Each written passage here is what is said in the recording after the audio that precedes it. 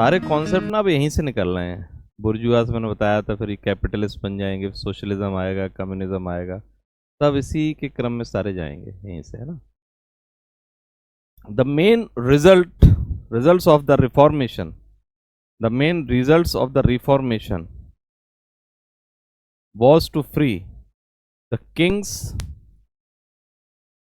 and princes from the leading strings of the pope, leading strings of the pope. कल मैंने एक वो आपको बना के दिया था ना कि किंग है, फ्यूडल लॉर्ड्स हैं, और बुर्जुआजी है, और नीचे पीजेंट क्लास है। ये आपको बना के दिया था मैंने, ठीक है। ये चीज़ बड़ा समझने की ज़रूरत है इसको, है ना। इस कॉन्सेप्ट को दोबारा समझने की ज़रूरत है। किंग, किंग के नीचे उसके फ्यूडल, फ्यूडल के नीचे बुर्जुआ,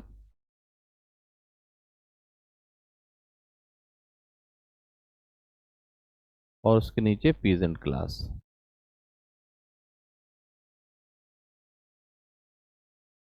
इससे पहले भी, अगर इससे पहले का सिस्टम देखते थे तो क्या था, पोप था। तो पोप को तो अब हमने ऑलमोस्ट रिफॉर्मेशन करके पोप को सीन से अलग कर दिया है, ठीक है। पोप अब क्या है, पोप का सिस्टम क्या है, मैक्सिमम जगह पोप, बिशप और क्लर्जी, ये इनको रिस्ट्रिक्ट करने की कोशिश है, हुए नहीं है कि ये रिलीजियस काम में रहेंगे, ठीक है, रिलीजियस वर्क्स में। ये नॉन रिलीजियस कामों में भी रहेंगे, ठीक है। सेंट्रल अथॉरिटी तो कहीं रहेगी रहेगी, तो central authority lies with the king. और एक चीज दिमाग में जरूर रखना है कि कैथोलिक और प्रोटेस्टेंट मूवमेंट का ये मतलब बिल्कुल नहीं है कि कुछ लोग क्रिश्चियनिटी के खिलाफ थे या कुछ लोग रिलीजन के खिलाफ थे, ऐसा बिल्कुल नहीं था। वो उतने ही डिवोटेड है रिलीजन के खिलाफ, रिलीजन के लिए उतना ही फेथ है। इनफैक्ट जो प्रोटेस्टेंट हैं वो भी अपने आप को डिफेंडर ऑफ फेथ बता रहे हैं, है ना। जैसे इंग्लैंड में मैंने बताया था हेनरी एट आ गए, तो वो भी डिफेंडर ऑफ फेथ कह रहे हैं अपने आप को। तो कट्टरता उतनी ही है, उसमें कहीं कोई कमी नहीं है। बस खाली क्या था कि जो पहले अथॉरिटी पोप की थी, सेंट्रलाइज थी कि ये रिलीजियस काम भी यही देखेगा और नॉन रिलीजियस भी यही देखेगा। तो नॉन रिलीजियस ये पोप देखेगा तो यही किंग को बनाता था, किंग बिना इसके कुछ कर नहीं सकता था। वो प्रोटेस्टेंट मूवमेंट आने से वो चीज थोड़ी सी चेंज हुई है। तो there is now a almost clear cut division between the religious and the non religious work. अब नॉन, ये मैं बात पूरे यूरोप की कर रहा हूं। When I say Europe, it means it covers England, Spain, Portugal, France, Germany, everything, eastern Europe and the western Europe now, ठीक है। तो king, feudal lord, bourgeoisie present, ठीक है। तो king with the help of bourgeois, इन्होंने इनको feudal lords को, novels को बहुत वीक कर रखा है, ठीक है। ये सारे क्या लैंड ओनर्स हैं, फ्यूडल लॉर्ड्स के पास सबसे ज्यादा लैंड है, उधर उनके पास लैंड थी, इधर इनके पास लैंड है, ठीक है। And this is a merchant class जो मैन्युफैक्चरिंग और ट्रेड में लगा हुआ है। जब ये वीक हो जाते हैं तो ये बीच का जब हट गया तो फिर किंग जो है वो, उसकी अथॉरिटी स्ट्रांग हो जाएगी तो वो इनके खिलाफ आएगी, ठीक है। इनके खिलाफ आएगी तो फिर ये किंग के खिलाफ फिर से कुछ ना कुछ करेंगे, तो इनके कॉन्फ्लिक्ट चलेंगे। तो the conflict between the बुर्जुआ, merchant class, middle class and the king, वही रेवोल्यूशन कहलाता है। तो मैंने जो 3 टर्म स्टार्टिंग में दिए थे, रेनेसा, रिफॉर्मेशन, रिफॉर्मेशन तो ये दोनों की बात थी, अब रेवोल्यूशन इनके आएंगे। दैट इज द रीजन कि ग्लोरियस रेवोल्यूशन जब 1688 का पढ़ते हैं तो that is between the parliament and the king. French revolution that is between the middle class, peasant class and the king. Whatsoever revolution आप देखेंगे उसमें public masses at the large आपको एक तरफ मिलेगी, ठीक है, और कोई सेंट्रल अथॉरिटी के खिलाफ वो रेवोल्यूशन आता है, इट ब्रिंग्स अ चेंज, ठीक है। तो इसी क्रम में अगर अब हम मैप पर चलें, दोबारा से एक बार देखें मैप को, तो मैप पर क्या स्थिति है। अब ये वाला एरिया कल मैंने डिस्कस किया, तो मैं दोबारा आपको रिवाइज करा रहा हूं। ये जो एरिया है,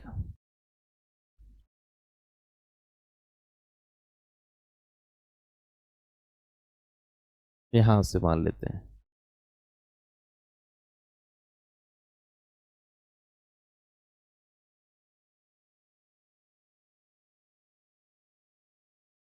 ये यूरोप का इस वक्त इस एरिया को देखना है, हम इसी की बात कर रहे थे अभी तक।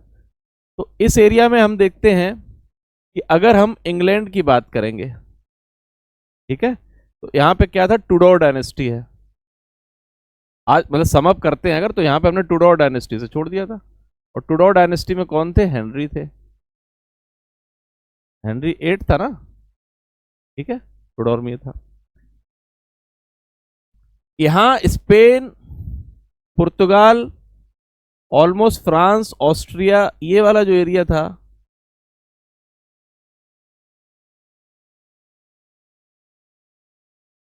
ये एरिया था जो हैप्सबर्ग डायनेस्टी है, जो मैंने बताई थी, हैप्सबर्ग।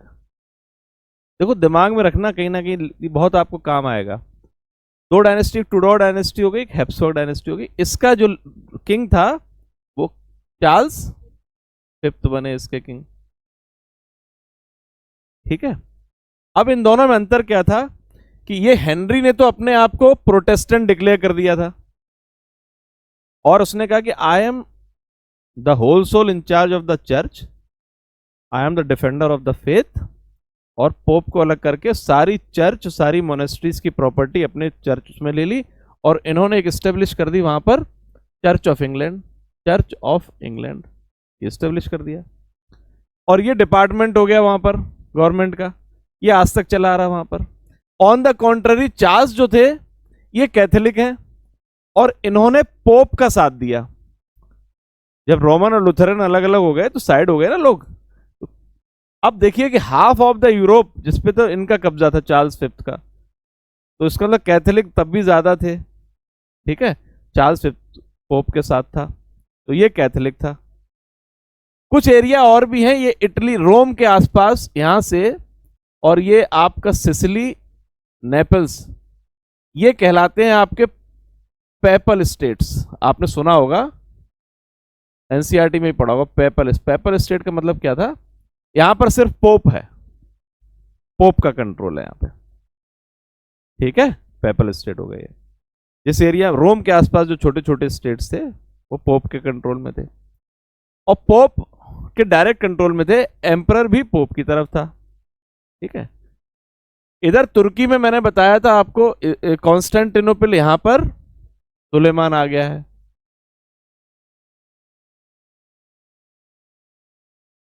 ठीक है, सुलेमान। और ये जो जर्मनी का एरिया है यहां पर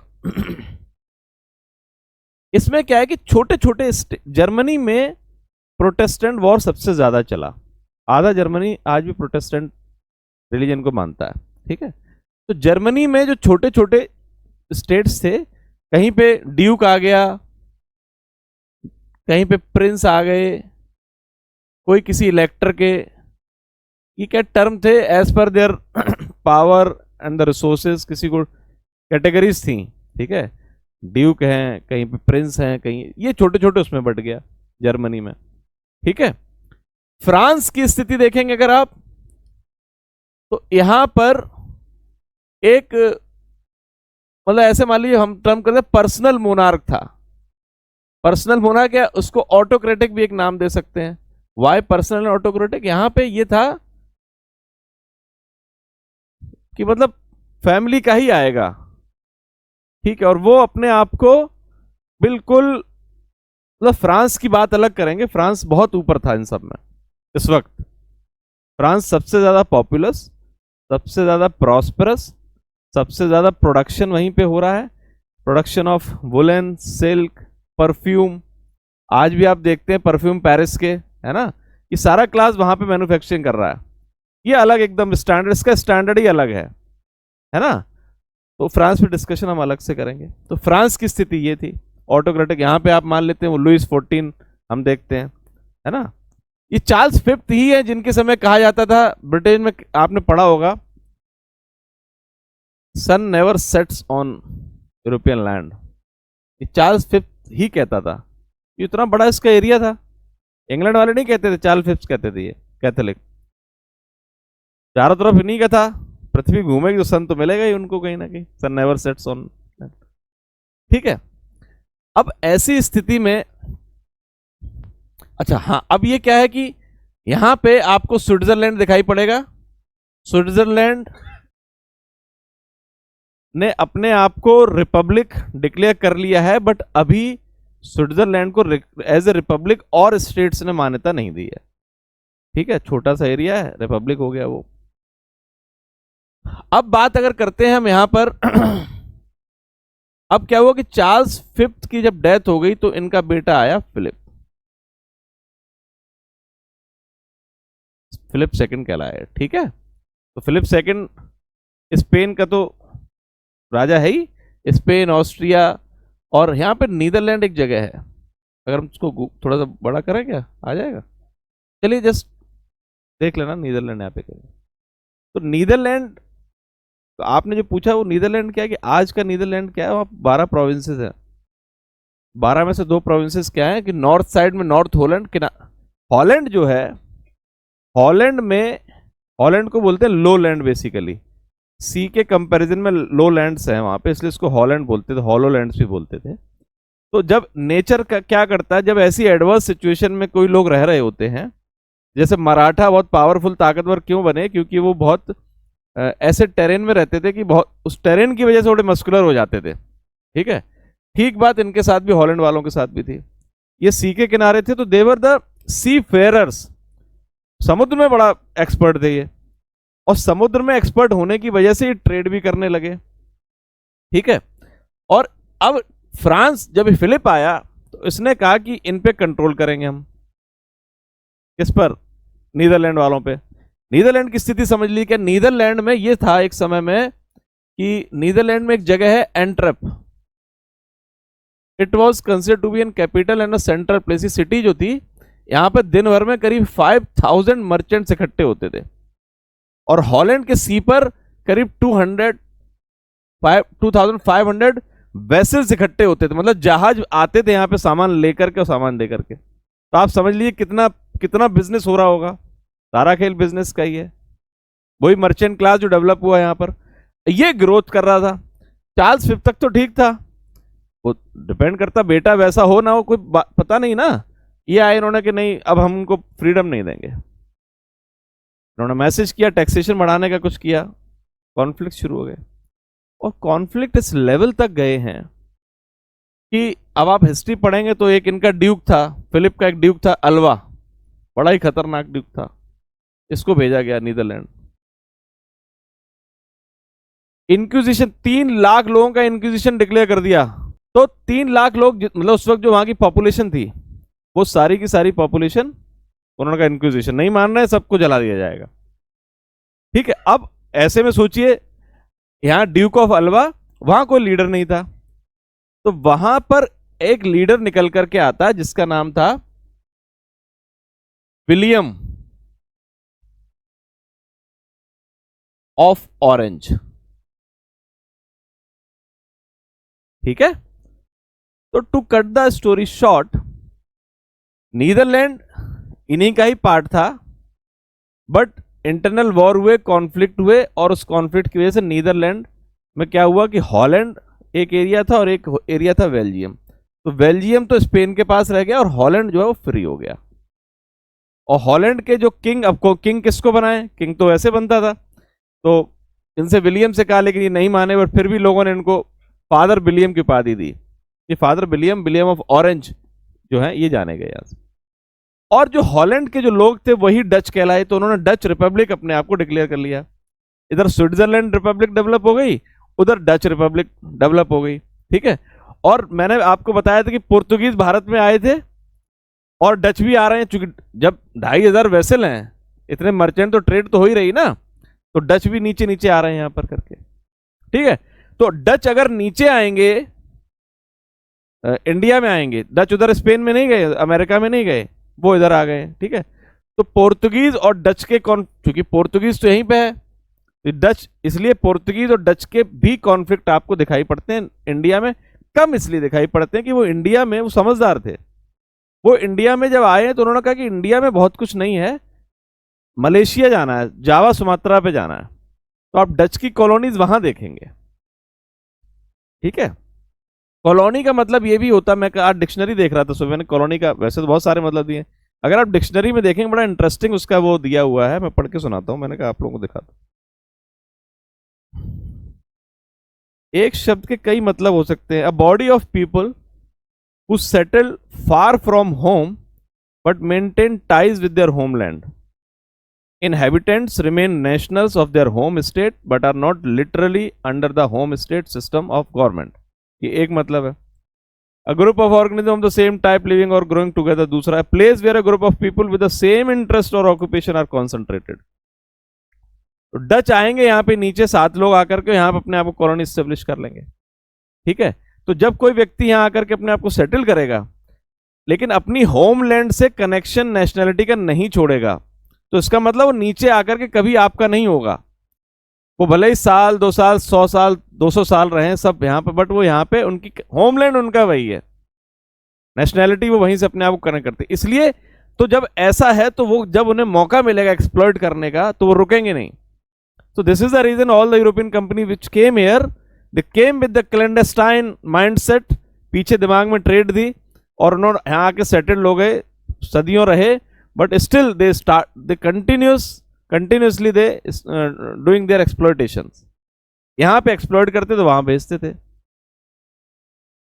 ठीक है, तो अब ये नीदरलैंड की स्थिति आपने समझ ली। तो नीदरलैंड भी जो है एक अलग रिपब्लिक हो गया।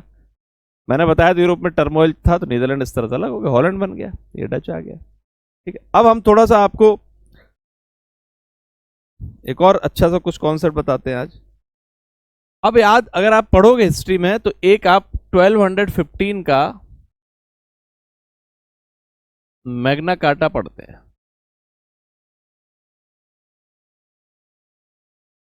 ठीक है, मैग्ना कार्टा क्या था कि जो फ्यूडल लॉर्ड्स थे, ठीक है, फ्यूडल लॉर्ड्स आए, फ्यूडल लॉर्ड्स ने अपने किंग के साथ एक एग्रीमेंट किया, क्योंकि किंग तो था ही था, फ्यूडल लॉर्ड्स भी थे, लेकिन उसमें क्या था, किंग भी एक्सप्लॉइट कर रहा है। तो फ्यूडल लॉर्ड्स को एक समय ये लगा कि भाई इनको भी कैसे कंट्रोल किया जाए, तो किंग को एक टापू पे ले गए, वहां जबरदस्ती उनसे कुछ फ्यूडल लॉर्ड्स ने एक मैग्ना कार्टा साइन कराया। वो मैग्ना कार्टा बेसिकली क्या था, उसमें रूल्स और रेगुलेशंस थे, और उस मैग्ना कार्टा वो पहला डॉक्यूमेंट हिस्ट्री में है जहां पर रिटन में, जहां पर ये तय हुआ कि किंग्स की पावर को कैसे लिमिट किया जाएगा, किंग कहां तक फ्यूडल लॉर्ड्स को एक्सप्लॉइट कर सकता है, रूल ऑफ लॉ चलेगा, कुछ लॉज बनाए। ठीक है, तो इस तरह का एक मैग्ना कार्टा बनाया, और उस मैग्ना कार्टा के बेस पर, अब चूंकि उनकी पावर लिमिटेड है, ठीक है, ये जो मैग्ना कार्टा ये एक ही मैग्ना कार्टा नहीं, in the due course of time these Magna Cartas are regularly revised, आगे रिवाइज होते रहेंगे, ऐड होते रहेंगे, है ना। तो ये बहुत एक मेन डॉक्यूमेंट ही था। तो अभी तो मैंने 12 से 15 बता दिया।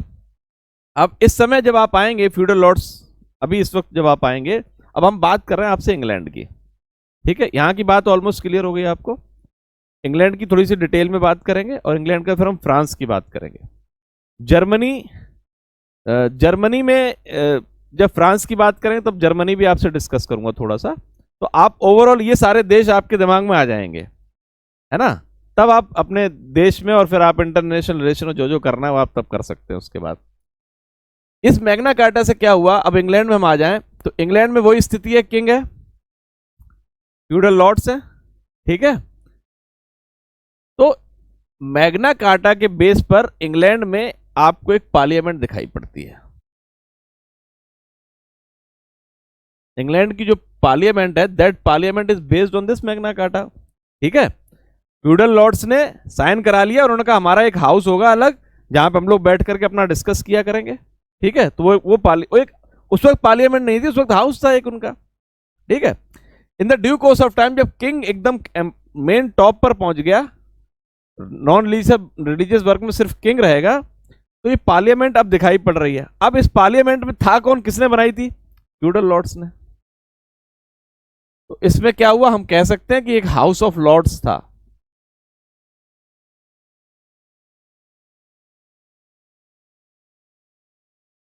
ठीक है, अब इंग्लैंड की पार्लियामेंट की बात हो रही है। House of Lords. कौन होगा हाउस ऑफ लॉर्ड्स में? इसमें हाउस ऑफ लॉर्ड्स में आपको मिलेगा बिशप, क्लर्जीज, नोबल्स।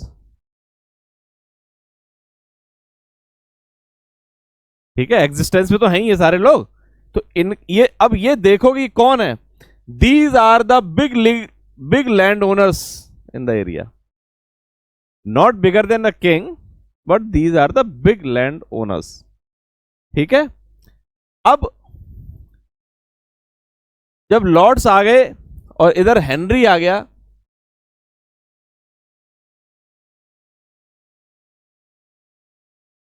और जो ये बुर्जुआ क्लास डेवलप हो रहा है, मर्चेंट क्लास डेवलप हो रहा है, ठीक है, ये भी उस हाउस के अंदर आ गए। तो वो एक अलग ग्रुप्स बनने लगा करके, वो अलग ग्रुप जो बना वो हाउस ऑफ कॉमन्स कहलाया। हाउस ऑफ कॉमन्स क्यों कहलाया? कि इसमें ये लोग नहीं थे, बट कौन था? जो मर्चेंट क्लास, जिसको हम लोग बुर्जुआजी कह रहे हैं, ठीक है, और जो पूरे शहर के रिप्रेजेंटेटिव के रूप में होते थे। But don't confuse with the name Commons, ये जो लोग थे ये भी रिच क्लास था सोसाइटी का।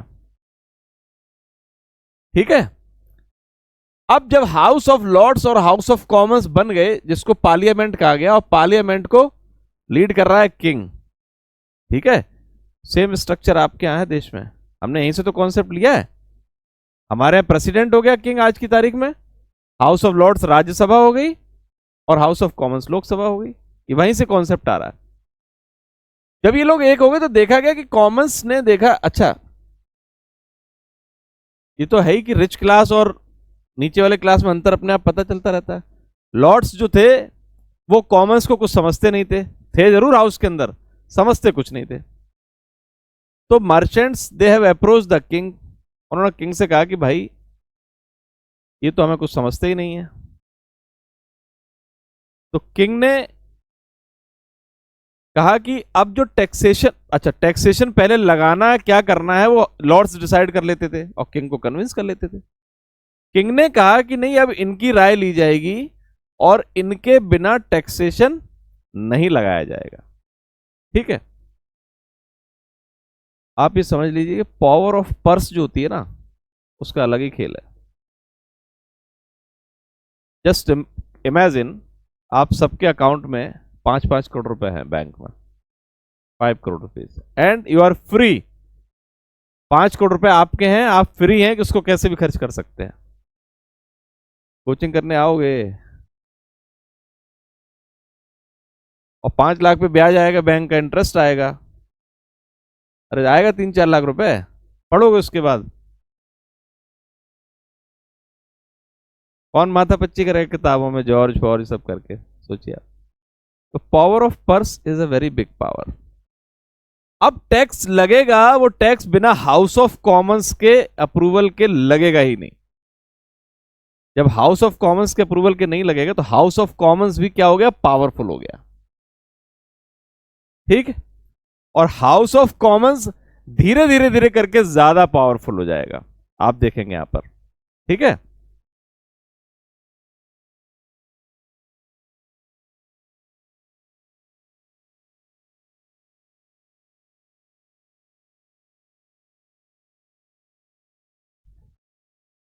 अब क्या हो रहा है?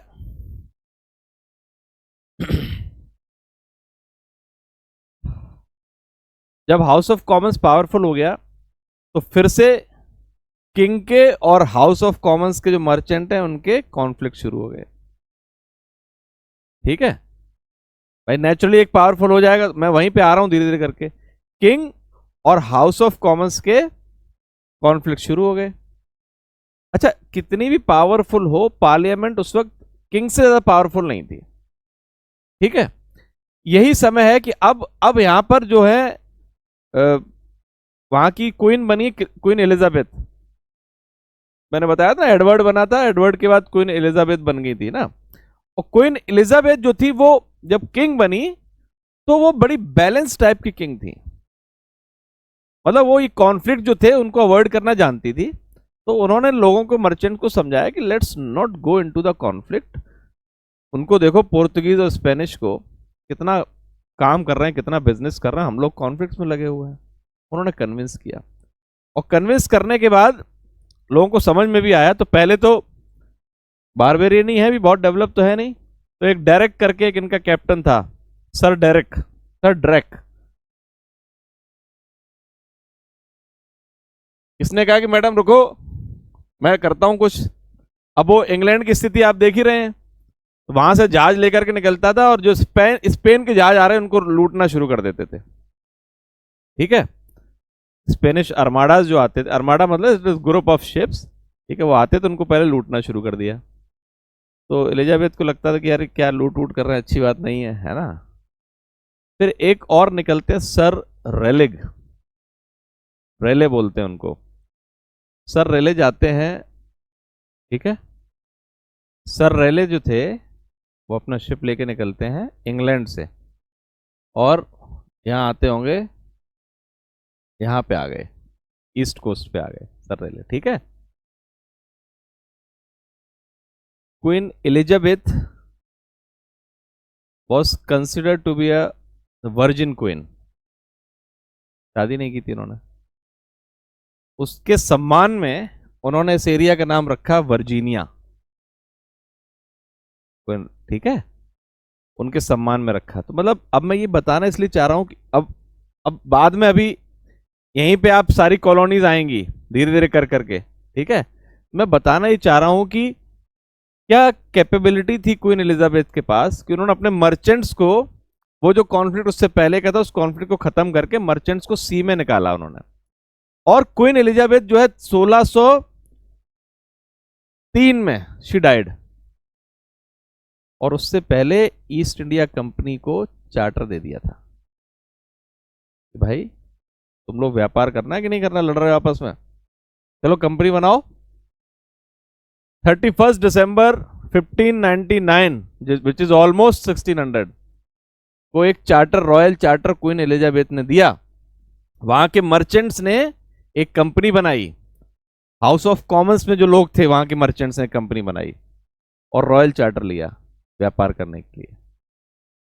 तो वो ईस्ट इंडिया कंपनी तो बाद में आपके इंडिया में आ रही, वी विल डिस्कस, हमारा वही टॉपिक ही है रेले का। इस तरह करके आप अभी तो नीचे सेंट्रल अमेरिका में स्पेनिश और वो जा रहे हैं, ठीक है, यहां पे वर्जीनिया में पहुंच गए रेले, और फिर बाद में और 13 कॉलोनीज पहुंचेंगे वहां पे। She died in 1603। 2 साल बाद इंडिया में Akbar died in 1605। When there was Elizabeth, यहां अकबर थे। Now you can compare the situation in India, which was better, far better. Akbar is great. Akbar the great कहेगा ना हमारे यहां, ड्यू टू हिज पॉलिसीज। तो condition in India was far far better than the condition in the Europe at that time.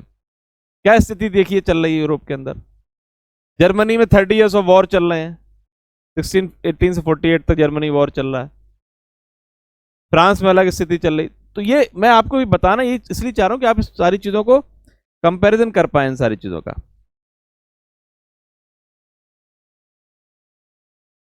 और ये Virginia से ही क्या हुआ, यहां पे मिला टोबैको।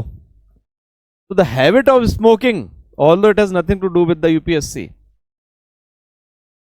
हैबिट ऑफ स्मोकिंग जो है वो यही अमेरिका से ही पहुंची है यूरोप के अंदर। टोबैको मिला, उसको लेकर के वहां गया। Now I find many boys and girls smoke around। कहां से कहां हैबिट पहुंची और कहां से कहां आई और कहां से कहां। अब गूगल कर लेना कितने लोग मरते हैं स्मोकिंग टोबैको से, कैंसर से इंडिया में। कितना बढ़िया भारत था जब टोबैको नहीं रही होगी।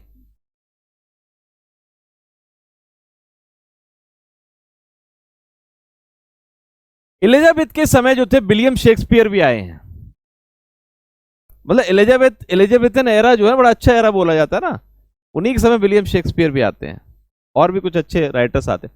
तो विलियम शेक्सपियर की क्या वैल्यू है, मतलब बहुत तो उनके बारे में नहीं, बस ये कि उन्होंने इंग्लिश को एज ए लैंग्वेज बहुत डेवलप कर दिया। And English is now going to be a global language. आज इंग्लिश किसी देख रहे हैं आप, कितनी इंपॉर्टेंस है इंग्लिश की? गूगल करिए, क्या मिल रहा है? लैटिन मिल रही है कि उसमें लिखा रहता है विकिपीडिया में लैटिन वर्ड इज दिस, बता रहे हैं बार बार लैटिन वर्ड, नहीं बताएं भूल जाएंगे लोग Latin. Greek word is this. तो credit goes to the writers like William Shakespeare. तो इंग्लिश के साथ क्या अच्छी बात थी कि जैसे मैं सोचता हूं कि इंग्लिश आती तो सब कम ही है, सब लोगों को, आपको आनी चाहिए। इंग्लिश लैंग्वेज कॉम्प्रिहेंशन स्किल रखा गया है।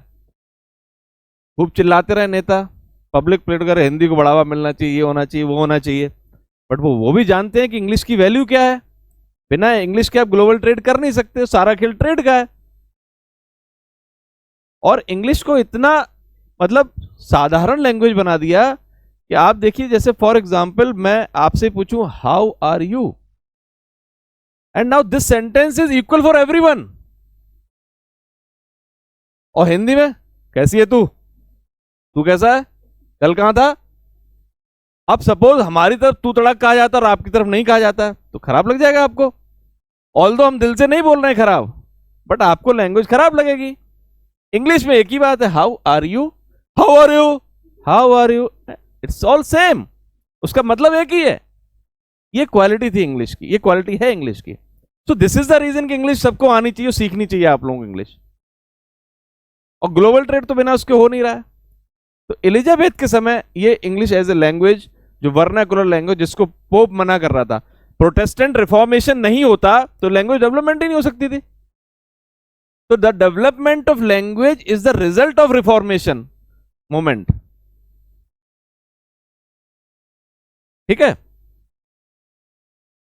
अब मैं थोड़ा सा चार्ट बना के लाऊं, बिकॉज बहुत सारे राजा हैं, भूल जाते हैं उनको ना। अब क्या हुआ कि टुडोर डायनेस्टी जो थी, उसकी आखिरी रानी जो थी वो क्वीन एलिजाबेथ थी। ठीक है। और क्वीन एलिजाबेथ जो है, मैंने बताया था Edward, Mary, Queen Mary and Queen Elizabeth. Mary जो थी वो जीसस क्राइस्ट की मदर का नाम था, क्वीन मैरी, मदर मैरी। ठीक है। अब एलिजाबेथ खत्म हो गई, और चूंकि उनकी कोई संतान तो थी नहीं, वर्जिन क्वीन थी वो। ठीक है। तो उसके बाद इंग्लैंड के पास लगा हुआ एक एरिया स्कॉटलैंड है, स्कॉटलैंड आयरलैंड। ठीक है। स्कॉट, अब नेक्स्ट लाइन में तय था कि स्कॉटलैंड का किंग ही यहां का किंग बनाया जाएगा। तो जेम्स फर्स्ट जो है वो यहां किंग बने आकर के।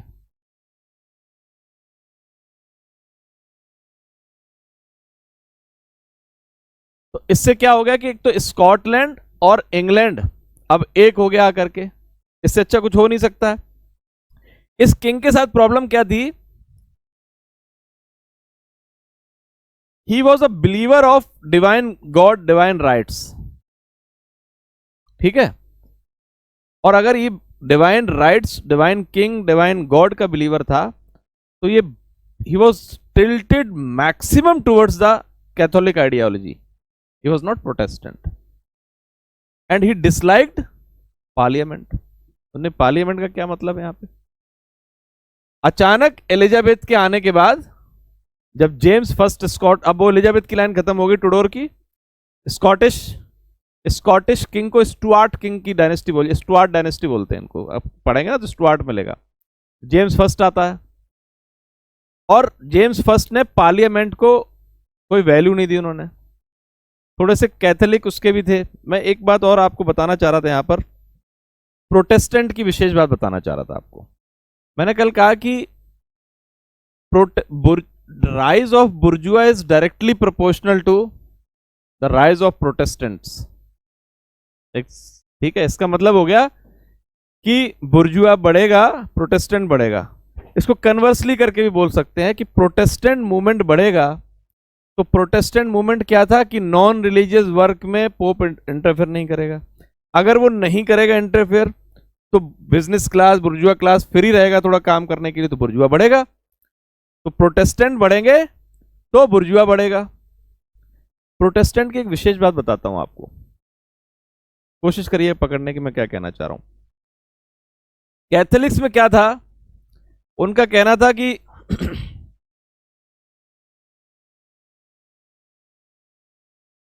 तुम लकी हो तो तुम्हारा सिलेक्शन हो गया, ये तो कहते हैं हम लोग। बहुत फाइन डिफरेंस है। तुम लकी हो कि तुम्हारा सिलेक्शन हो गया, प्रोटेस्टेंट क्या कहेंगे? तुम लकी हो कि तुम्हें तैयारी करने का मौका मिल रहा है। Just see the basic minute difference. तुम लकी हो तुम्हारा सिलेक्शन हो गया, प्रोटेस्टेंट कह रहे तुम लकी हो कि तुम्हें तैयारी करने का मौका मिल रहा है। तो Protestant was a firm believer in doing hard work. काम करने का मौका तो मिले तुम्हें, परफॉर्म करने का मौका तो मिले। कितने ही लोग हैं जो पढ़ ही नहीं सकते, कितने ही लोग हैं जो स्कूल ही नहीं जा सकते, तैयारी नहीं कर सकते, कंपटीशन का फॉर्म नहीं भर सकते। तो तुम अगर लकी हो कि तुमको तैयारी करने का मौका मिल रहा है तो तुमको मेहनत करनी चाहिए इसे आगे बढ़ाने के लिए। ये जीत लेकर के आते थे, ये नहीं कहते थे मेरा लक खराब है, मेरा सिलेक्शन नहीं होगा, भगवान के हाथ में है, भगवान नहीं चाहता था ना। यू आर लकी कि तुमको ये मौका मिल रहा है। Now it is your duty to perform, और जब आप परफॉर्म करेंगे तो आपको रिजल्ट मिलेगा। ये एथिक्स लेकर के चलते थे प्रोटेस्टेंट अपने साथ। So this is the reason कि वो बुर्जुआ क्लास डेवलप हुआ, दिस इज द रीजन कि कैपिटलिस्ट क्लास डेवलप हुआ। कोई अगर हार्ड वर्कर नहीं होगा तो क्या वो बिजनेस कर लेगा? बिजनेस कोई इजी चीज है क्या? पढ़ाई करने से ज्यादा टफ काम है बिजनेस करना। धीरूभाई अंबानी ने बहुत संघर्ष किया होगा तब जाकर के रिलायंस बना है, टाटा बना है। तो वो ये वही लोग हैं जो ये मानते थे कि वी आर लकी कि हमको मौका मिल रहा है काम करने का, अब हमें परफॉर्म करने की जरूरत है। तो इस आइडियोलॉजी से प्रोटेस्टेंट थे, तभी ना कोई जहाज में चढ़ करके कुछ दिखाई नहीं पड़ रहा है चारों तरफ पानी के अलावा, और जब रात होती होगी तो क्या होता होगा सोचिए। जस्ट इमेजिन, आप रात को 2 बजे अकेले यहां से घर से निकलने में 10 बार सोचोगे। जहाज में बैठकर समुद्र में लोग चले आते थे हजारों मील लंबा रास्ता तय करके ट्रेड करने के लिए। Just don't take them lightly. ऐसा नहीं कि बस 1500 में आ गए, 1600 में ये आ गए, वो चले ना। Don't read in this way. Gradual development है चीजों का, सोच का। तो जब ये जेम्स फर्स्ट जो था, when he started disliking parliament, तो कॉन्फ्लिक्ट बढ़ना स्वाभाविक था। अब वो जो मर्चेंट क्लास जो पार्लियामेंट में था उसने कहा कैसा किंग आ गया है, तो let's not fight with him, चलते हैं छोड़ के। ठीक है, तो 1620 में just because of this king, कुछ लोग, कुछ businessmen, they have started moving from England to American east coast. ठीक है, 1620 ऑनवर्ड्स। एक मे फ्लोवर करके एक जहाज था, मे फ्लोवर, उससे जाते थे, गए सारे लोग। ठीक है, तो ड्यूरिंग हिज पीरियड, क्योंकि लोग इनके कॉन्फ्लिक्ट थे, और बिजनेस क्लास के साथ क्या है कि वो कॉन्फ्लिक्ट में बहुत पड़ते नहीं है। ठीक है, उन्हें बिजनेस करना, समझदार बिजनेस क्लास जो है वो कॉन्फ्लिक्ट में नहीं पड़ता। उसने कहा राजा से लड़ना तो आसान है नहीं। ठीक है, और अगर राजा पार्लियामेंट को पसंद नहीं कर रहा है, पार्लियामेंट को प्रमोट नहीं करेगा, तो यहाँ हमें यहां से कहीं और जाकर के अपना कुछ देखना पड़ेगा। तो कुछ लोग इकट्ठे होकर के यहां से निकलने लगे ईस्टर्न कोस्ट ऑफ, और वहां पे मैंने बता दिया था आपको कि वर्जीनिया मिल ही गया था, तो ये तो था ही कहीं वहां जगह है, आप जा सकते हैं, अपने आप को डेवलप कर सकते हैं जाकर के। और इस तरह धीरे धीरे धीरे करके एक के बाद एक के बाद एक के बाद 13 different colonies went to the east coast of America, and they developed now which we call as USA, United States of America। 13 colonies, मतलब पहले एक ग्रुप निकला, राजा से नाराज होकर फिर दूसरा निकला, इस तरह 13 ग्रुप जाकर के और वो अमेरिका के ईस्टर्न कोस्ट पर सेटल्ड होने लगे। कॉलोनी का मतलब मैंने आपको बता दिया, एक जगह से निकल के दूसरी जगह सेटल्ड हो गए, अपने होमलैंड की नेशनैलिटी को नहीं छोड़ा। गए क्यों? अगर वो जेम्स थोड़ा ठीक होता तो ये लोग नहीं जाते, ठीक है, बट इसी को बोलते हैं ब्लेसिंग इन कर्स। लोग निकल गए और वहां, तो इसलिए जब आप यूएसए पढ़ते हैं, यूएसए में अपना कुछ नहीं था, ये लोग जाकर के यूएसए में सेटल हो गए, इन्होंने 13 कॉलोनी बनाई। बाद में यही 13 कॉलोनी इकट्ठे होकर के जब declaration of human, American war of declaration होता है, जब अमेरिकन कॉन्स्टिट्यूशन बनेगा, तो यही लोग जाकर के यूनाइटेड स्टेट्स ऑफ अमेरिका बाद में बना लेते हैं। तो this is a reason, England की जेम्स फर्स्ट की वजह से ये हुआ। अब क्या हुआ कि जेम्स फर्स्ट का बेटा था, वो किंग बना, उसका नाम है चार्ल्स फर्स्ट।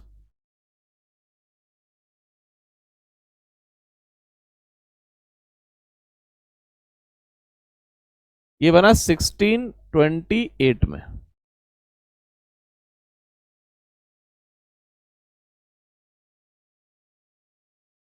जब ये किंग बना और मर्चेंट बहुत सारे जाने लगे, तो हाउस ऑफ कॉमन्स के लोगों ने, मर्चेंट ने इस किंग को एक हिस्ट्री का बड़ा जबरदस्त डॉक्यूमेंट दिया। हिस्ट्री में बड़ा अच्छा डॉक्यूमेंट माना जाता है कि इंपॉर्टेंट डॉक्यूमेंट था। उसके बोलते हैं पिटीशन ऑफ राइट्स। देखिए कैसे ग्रेजुअल डेवलपमेंट हो रहा है सिस्टम का।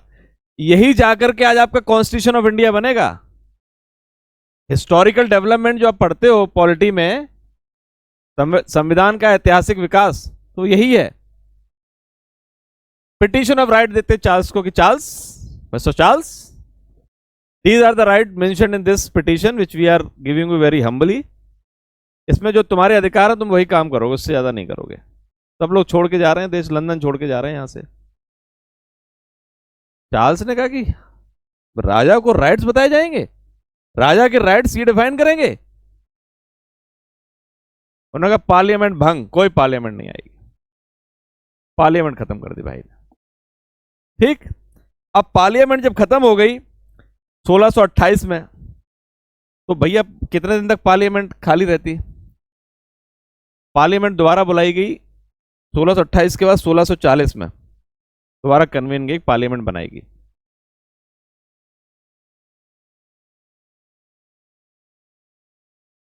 सोलह सौ 40 में जब दूसरी पार्लियामेंट बनाई गई,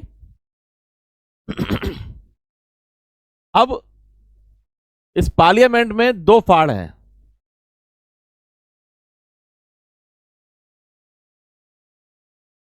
सिक्सटीन 1640, ठीक है, इस पार्लियामेंट में अभी दो फाड़ हैं। 1640 में बनाई गई और ये फाड़ हो गए 2 साल बाद, मतलब 1642 में हो गए। ठीक है, कॉन्फ्लिक्ट शुरू। अब एक कॉन्फ्लिक्ट में क्या हुआ, एक तरफ तो किंग है, ठीक है, किंग के कुछ नोबल्स हैं और नोबल्स की कुछ आर्मी है, ठीक है। दूसरी तरफ वही कुछ मर्चेंट क्लास है, जिसको जो आप बोल रहे हैं बार बार, जो हाउस ऑफ कॉमन्स है, ठीक है। ये तो हाउस ऑफ लॉर्ड्स के लोग हो गए ना, दूसरा हाउस ऑफ कॉमन्स के लोग हो गए। और इनमें कोई लीडर नहीं था। बाद में एक लीडर निकल के आया बड़ा इंपॉर्टेंट, उसका नाम है, जब इनके पास कोई लीडर नहीं था तो इनके साथ कॉन्फ्लिक्ट में तो बहुत, मतलब कुछ कर नहीं पाते थे पार्लियामेंट के अंदर। Over the period of time यहां पे एक लीडर निकल के, उसका नाम है क्रॉमवेल। इनका पूरा नाम मुझे याद नहीं आ रहा है, अभी आएगा तो बताऊंगा। क्रॉमवेल, ठीक है। लीडरशिप की इंपॉर्टेंस आप देखिए थ्रू आउट द हिस्ट्री रहती है। Elizabeth first was a leader, क्या एप्ट लीडर थी, कितना डेवलपमेंट हुआ। James first was another leader, किस तरह का लीडर था, क्या कर लिया। चार्ल्स फर्स्ट फिर एक लीडर आया, कैसा लीडर था कि पार्लियामेंट डिसॉल्व कर ली। और कॉन्फ्लिक्ट कहां तक पहुंच गया, वो इंग्लैंड जहां पर पोप को अलग करके एक नया डेवलपमेंट की इतिहास लिखा जाना था, वो आज इस कॉन्फ्लिक्ट के दौर में आ गया 1642 में। ईस्ट इंडिया कंपनी एलिजाबेथ की बनाई हुई भारत में आ चुकी है, वो अपना व्यापार कर रही, मर्चेंट्स क्लास के लोग व्यापार कंटिन्यू कर रहे हैं। ये तो कुछ लोग जो है यहाँ पे बैठे हुए हैं जो सिस्टम को चला रहे हैं, देख रहे हैं, वो मतलब ऐसे मानिए कि लगभग 306 हाउस ऑफ कॉमन्स में मेंबर्स थे उस वक्त। और हाउस ऑफ कॉमन्स के मेंबर भी कैसे आते थे कि वो लंदन का कुछ एरिया है वहां पर इलेक्टर्स होते थे, मतलब एक कुछ ही लोगों के पास वोट है, वो अपने लोगों को भेज सकते थे, उनको पैसा दे करके वहां से वहां आ जाते थे, पार्लियामेंट में आ जाते थे। तो डोंट कंफ्यूज कि हाउस ऑफ कॉमन्स वाले अच्छे रहे होंगे, they all were the wealthy class of the London. तो वेल्दी क्लास के कॉन्फ्लिक्ट है पैसे को लेकर के, व्यापार को लेकर के, ट्रेड को लेकर के, पीजेंट कहीं नहीं है। वो तो फैक्ट्री में कहीं परफ्यूम बना रहा होगा, कहीं स्टीम इंजन आएगा, कहीं कोयला खोद रहा होगा, कहीं आग लगा रहा होगा, कहीं भाप बना रहा होगा, वो कर रहा है पीजेंट क्लास। वो अभी बाद में आएगा, कार्ल मार्क्स बाद में आएंगे, ठीक है। तो ये क्रोमवेल जब आते हैं तो ये अपनी आर्मी एक बनाते हैं, और ये वही आर्मी है जो मैंने आपको बताया था, प्यूरिटन्स की आर्मी बनाते हैं, जिसको आयरन साइड बोलते हैं इनकी आर्मी को, ठीक है। प्यूरिटन बताया था, प्यूरिटन और कैल्विन कल मैंने बताए थे, ठीक है। तो प्यूरिटन्स भी क्या है, they are the followers of the Protestant. उस नॉन रिलीजियस वर्क में पोप का हस्तक्षेप नहीं चाहते थे, बट इसने प्यूरिटन्स की आर्मी बनाई जिसको आयरन साइड्स बोला गया। ओलिवर क्रोमवेल है ना, ओलिवर क्रोमवेल। अब भाई ने क्या किया,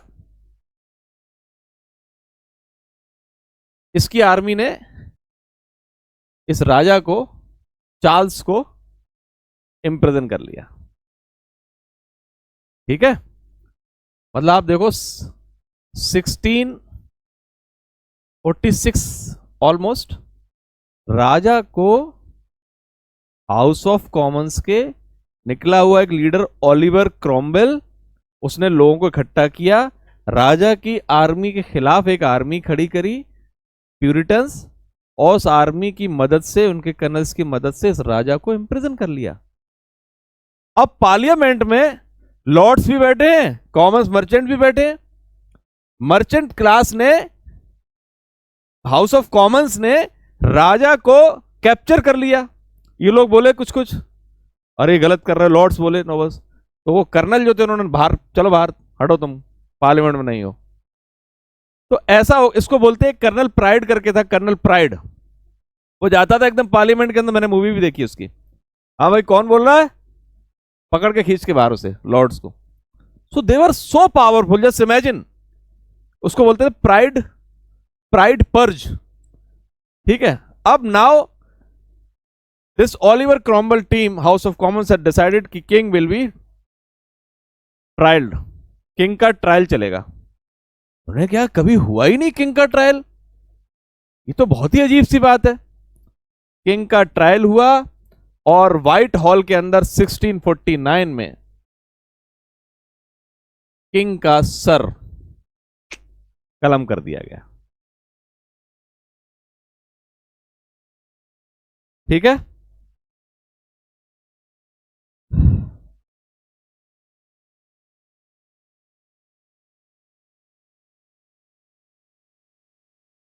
सोलह सौ 1649 किंग का सर कलम। भारत में 1650 में ईस्ट इंडिया कंपनी ट्रेड कर रही है, ठीक है। और मुगल एम्परर कौन होगा इस वक्त,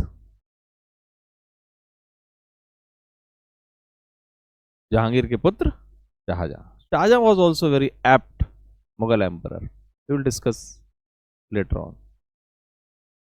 अब थोड़े समय के बाद, लगभग आफ्टर 11 years, 13 years, in 1658, अच्छा अभी रिपब्लिक घोषित हो गया ना, इंग्लैंड इस वक्त रिपब्लिक हो गया घोषित, किंग है नहीं कोई, ठीक है। 1658 में क्रोमवेल जो है वो खत्म हो जाता है, ही डाइड इन 1658। और वो चार्ल्स फर्स्ट जो था, उसका बेटा भाग गया था ट्रायल के समय, बेटा लौट आया। जब क्रोमवेल खत्म हो गया तो लॉर्ड्स ने कहा कि भाई ये तो हमारी सिग्निफिकेंस है कि हमारा एक राजा होता था, और भले ही नाम के लिए सही, तो रिपब्लिक खत्म हो गई दोबारा जब क्रोमवेल खत्म हो गया। तो फिर पार्लियामेंट ने डिसाइड करके उनके बेटे चार्ल्स सेकंड को, चार्ल्स फर्स्ट का चार्ल्स सेकंड आ जाएगा, ठीक है। ये किंग चार्ल्स फर्स्ट थे, इनके बाद इनका बेटा चार्ल्स सेकंड, ये आ गए। इसी तरह आप पढ़ते हो ना कि ये चार्ल्स आए, फलाने चार्ल्स आए, ये वही चार्ल्स हैं सारे, ठीक है। और ये चल रहे हैं स्टुअर्ट किंग, कोई स्कॉटिश वाले चल रहे हैं सारे, डायनेस्टी चल रही है। ये राजा बनाए गए Charles second. He was a weak emperor. और जब ये खत्म हो गया तो इसका भाई था चार्ल्स के बाद, इसका भाई, इसका नाम था जेम्स टू। देखना, बड़ी इंटरेस्टिंग स्टोरी है। जेम्स टू, मैं दूसरा पेज ले लेता हूं। King Charles first was beheaded in 1649। 1658 में क्रोमवेल डाइड हो गया और James first became a, sorry, Charles second है ना, क्या नाम था इसका, चार्ल्स सेकंड।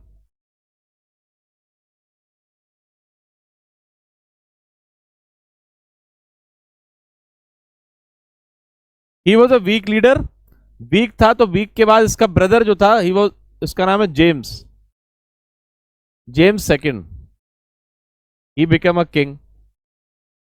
जेम्स सेकंड भी जो थे वो, अब ये कैथोलिक नेचर के थे, बिल्कुल कैथोलिक थे, तो वहां पे चलना नहीं था, तो जेम्स को भी,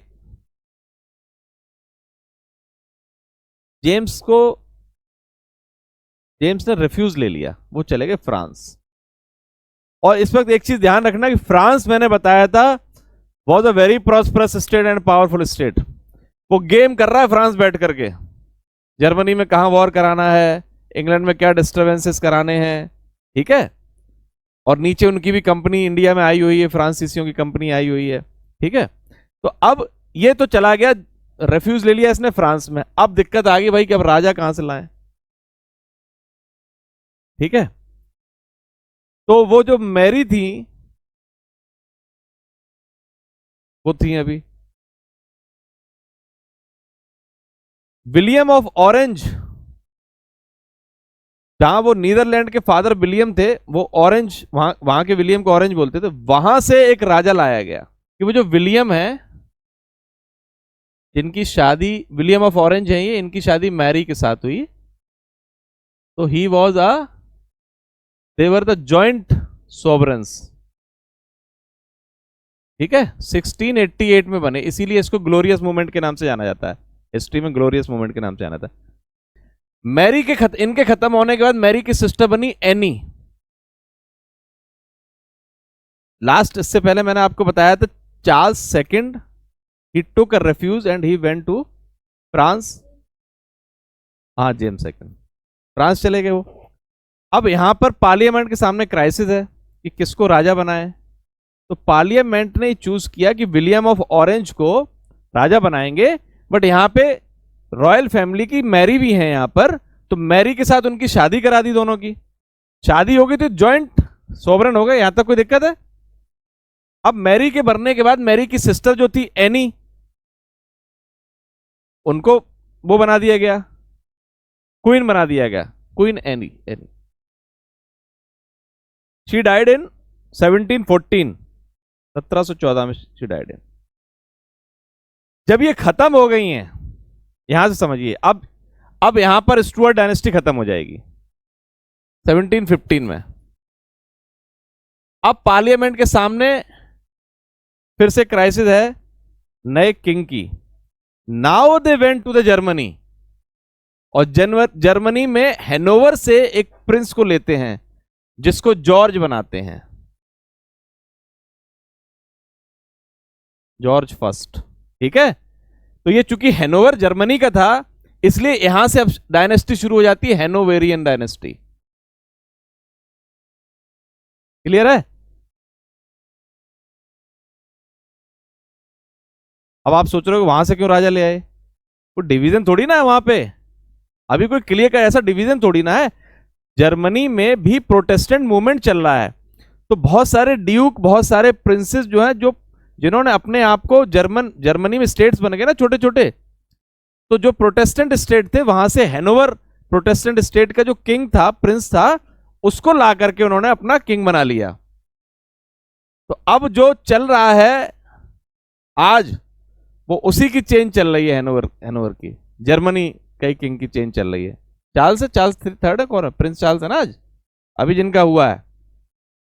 ठीक है, तो ये मैं बार बार बताना ही चाह रहा था कि हैनोवर डायनेस्टी के बारे में बताना चाह रहा था। क्लियर हो गया? अब बताओ, कोई कंफ्यूजन नहीं आता किसी को? है बेटा? William of Orange, Netherland, Netherland. George first of England कहलाइए, और इसी के George first, second, third, fourth, fifth Bharat में आए थे 1911 में, जब इंडिया की कैपिटल कैलकाटा से दिल्ली लाई गई। जॉर्ज पंचम यही थे,